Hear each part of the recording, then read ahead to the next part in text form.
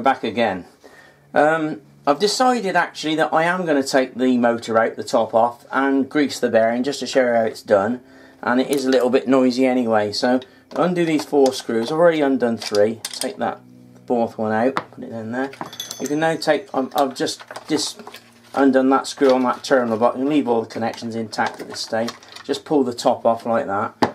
You can see it's all dusty and dirty in there, so I'll just get the cleaner. Just dust that out. Makes it much easier if it's clean and tidy to work with. Get the worst bits off.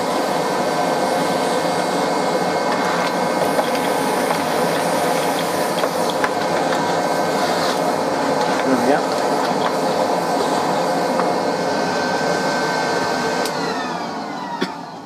If you want to take the field coils off, it's just those 2 nuts there and the whole thing lifts off. Now if you undo these, there's 4 screws and screw to the aluminium body to remove the motor. Take those out. Getting a good pile of parts here. More there. There we go. Then if you can just lever it up like that, there's a seal underneath which sticks, so just doing that, so you can then get access to the fan there. You can see the fan there, that's pretty good, that fan, it's clean. Sometimes if people pick up a stone or some metallic object, you can break a blade off or part of a blade off, and it will actually put the fan out of balance. And the answer then is to replace the fan, or what I have done in service, who I haven't had a fan, works fine. If you've got a piece missing off, let's say that blade, take one off the opposite side which balances it. It's not the right way of doing it, but if you're stuck it's better than nothing, and it does work actually. So you unscrew the fan pulley, take the fan off. There's always a fibre washer under there for insulation purposes. Notice on the fan it's got letters around it and 2 drillings here. This is where they balance the fan properly in the factory. You don't get this today on today's machines. They just churn out plastic fans and they're rubbish basically. This is a quality machine. This was made when people knew how to make machines. And all the spares are available. Take the washers off. There's a little spacer in there which is stuck at the moment. I'm going to have to tap that because it's been in there for ages. Get the mallet on it. You can find the mallet. There we go. Don't hit it with a hammer because you'll damage the thread. Hold support at the other end. You just tap that. It's a bit tight. It will come out. And there's the little spacer. You don't want to lose that. I'll put that back so you can see. There we go. There's the armature. It is a bit worn around there, but it's not worn to the effect electrically or anything. It'll work perfectly fine. I think they've had the wrong carbon brushes in this one. They've been a bit hard and they've worn it away, because that is worn quite a bit. But it won't affect the operation of the thing with new brushes in. This is the ball bearing here. I'm going to try and hold it up a bit. This is the ball bearing here. It's all covered with dust at the moment, so you can't see it very well. This is the original one in this machine. You can tell that because it's riveted in. There's 4 rivets and it was done in the factory. When you replace that bearing, what you do is hold it in with special nuts and bolts.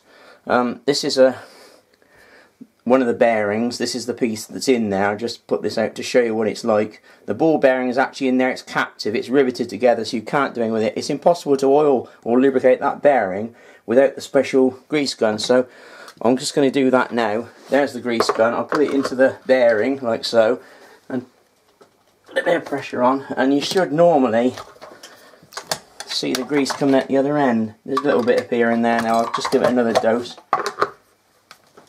It's quite hard because it has to force it through some felt. That's alright. So that is now greased up. Alright, to assemble it, obviously clean all the parts up first. You can always check the wires and wiring and make sure the coils are okay. They're quite delicate, these, but normally they're pretty resilient. Dust. Just give it a bit of a clean. Pop that in there like that. It'll be a bit tight because it was tight getting it out, but there we go. Feels a bit better. It is a little bit rumbly, but without short replacing the bearing, you can't do much about that. Turn it over. I'm going to just get the fan on that and clean that out. Get the vacuum. I'll do the job properly while I'm at it.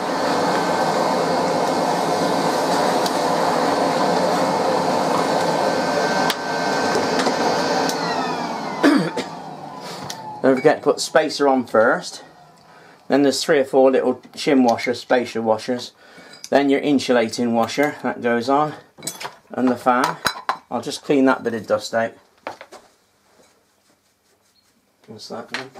Pop the fan on. You don't need to do the fan pulley up tight. You don't need to do it tight at all. In fact, it's better to leave it fairly loose. The reason for that is when you put the thing back together and you put the belt on, the belt will hold that. When you turn the motor, when you start the motor up, it will actually allow the fan to balance it. The fan will move freely at the moment. Once that's held with a belt and switched on, this thing will generally balance itself. So it's generally better to leave that loose. Don't try doing it up really tight. It's better left like it is. Turn the thing round and pop it back. That's it. It screws in there.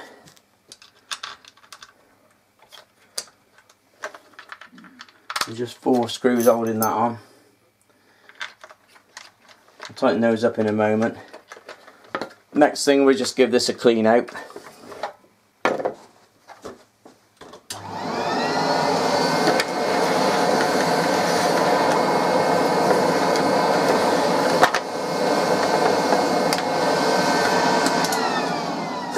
Oops. And this fits on top. Carefully make sure you don't trap the wires. You can see the quality of this thing. I mean, these machines were made when they knew how to make vacuum cleaners. This was made by Hoover Limited, Perivale, Greenford, Middlesex.